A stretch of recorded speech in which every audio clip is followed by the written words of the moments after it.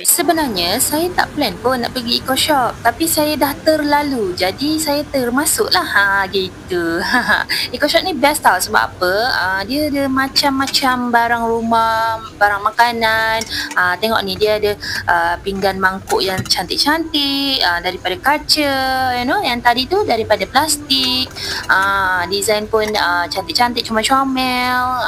RM2.60 saja untuk sebiji. Jadi memang murah sangat-sangat lah.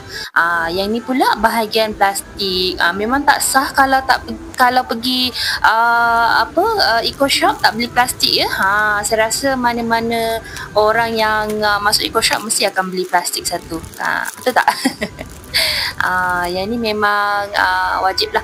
Lepas tu ada bahagian macam decoration rumah macam ni. Photo frame dia semua sangat-sangat cantik. Next time kalau saya nak buat makeover bilik, saya akan belilah frame-frame ni. Tapi for now nanti dulu. Okey, cantik-cantik ya. Ada kecil ada besar. Lepas tu kat sini ada bahagian stationeries.